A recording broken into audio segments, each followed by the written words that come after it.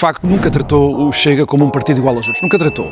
Também é verdade que vamos ver o que é que Seguro fará se o Chega mover a guerra que moveu a Marcelo Rebelo de Sousa. Enfim, mas ele hoje, a partir já com o Presidente da República empossado, ele pôs ali um caderno de encargos, não vou dizer que foi só ao Governo, mas a todo a compaixão que o move na aproximação que ele faz aos outros seres humanos enquanto político. E, portanto, ainda por cima, com a homenagem que ele fez a Marcelo Rebelo de Sousa, que estava lá sentado ao lado dele.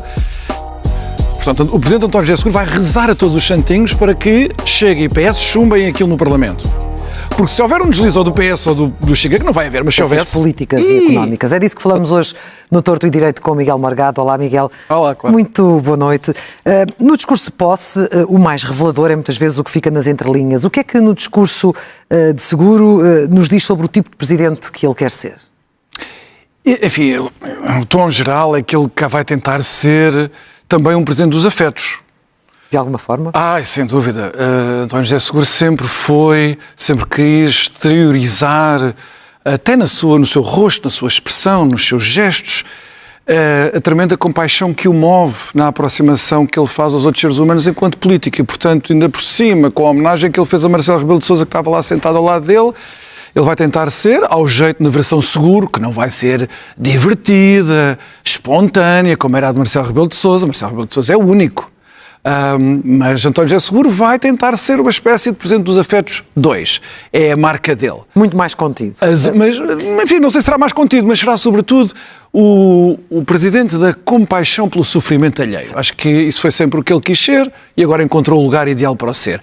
Depois houve outras coisas que ficaram mais explicitadas. Eu ainda me lembro quando fazíamos aqui os nossos programas sobre as eleições presidenciais, logo no início da campanha, eu disse que ele e Marcos Mendes tinham uma ilusão de que podiam fazer a campanha toda dizendo não, isto é os poderes do Presidente, o Presidente não governa e, portanto, eu não vou meter em questões políticas públicas, não é?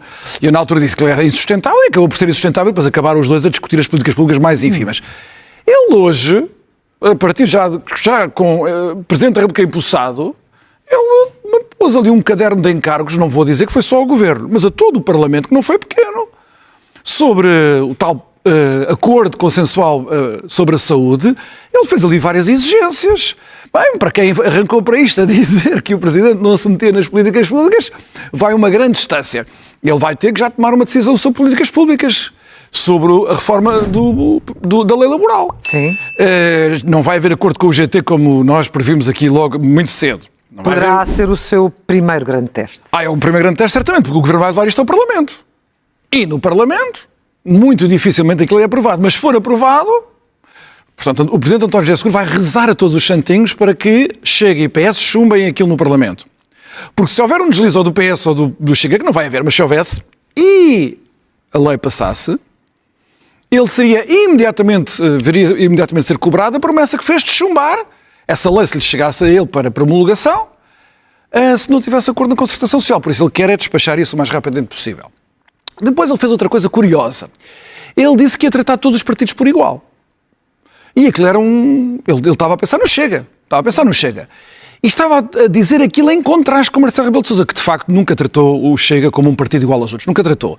Também é verdade que vamos ver o que é que Seguro fará se o Chega mover a guerra que moveu a Marcelo Rebelo de Sousa. Logo veremos o que é que acontecerá ao Presidente Seguro nessa altura.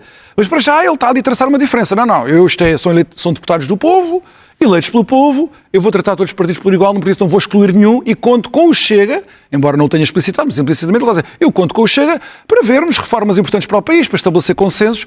Portanto, ele encarregou-se ali de, por assim dizer, normalizar o Chega, coisa que Marcelo Rebelo de Sousa, até ao último dia do seu mandato, nunca quis. E o país e o sistema político que temos hoje permitem essa postura dos consensos, essa postura moderadora que ele deseja? Claro que não. Só que António José Seguro não quer meter já neste caldeirão infernal em que nós estamos metidos.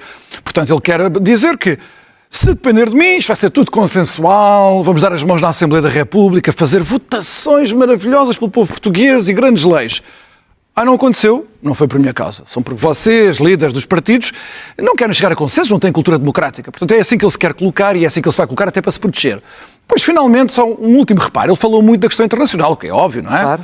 Não só porque ele é o comandante supremo das Forças Armadas, mas também porque a situação geopolítica assim o indica.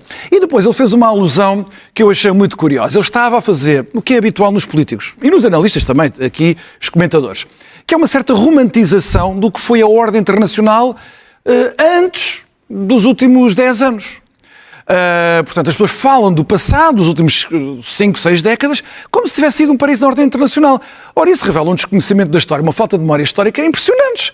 Porque, a seguir à Segunda Guerra Mundial, nós tivemos conflitos horríveis, com muito mais mortes do que estes que nós estamos a assistir agora, repressões internas, desde a China de Mao, a União Soviética, as guerras a seguir à descolonização, fratricidas, enfim, tivemos catástrofes humanitárias umas atrás das outras. Portanto, calma, a situação hoje é muito complicada, mas o passado não foi romance nenhum.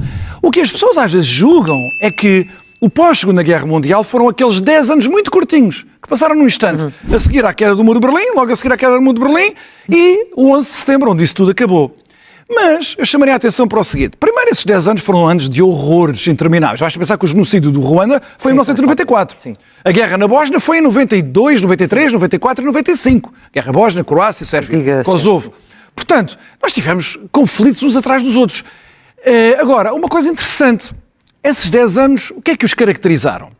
Foram anos de unipolaridade. Só havia uma superpotência no mundo. Só uma. A China ainda era demasiado fraca e a União Soviética tinha ido à vida. Portanto, era o mundo da hegemonia americana.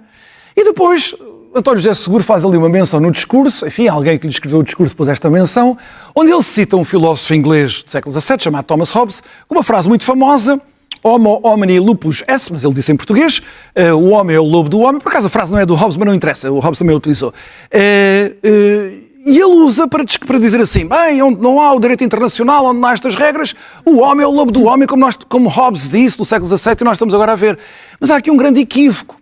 É porque Hobbes diz aquela frase num contexto completamente diferente. Hobbes está a dizer assim, se nós contarmos apenas com regras vagas de direito, sem que haja uma força disciplinar única com autoridade para pôr toda a gente em sentido, aí o homem será o lobo do homem. Portanto, António José Seguro engana-se se julga que a resposta para o diagnóstico hobbesiano é o direito internacional. Para Hobbes não é de todo.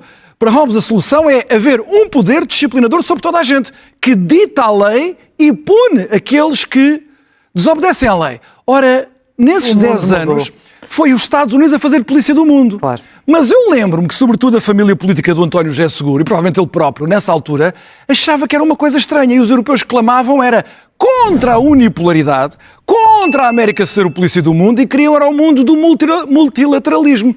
Só que o mundo do multilateralismo tem também estes problemas. Tem precisamente o problema de Hobbes, que Seguro, enfim, não sei se influenciado por algum assessor ou assim, invocou em contradição com o seu próprio desígnio. Muito bem, e este Seguro toma posse quando já estamos na segunda semana de guerra contra o Irão.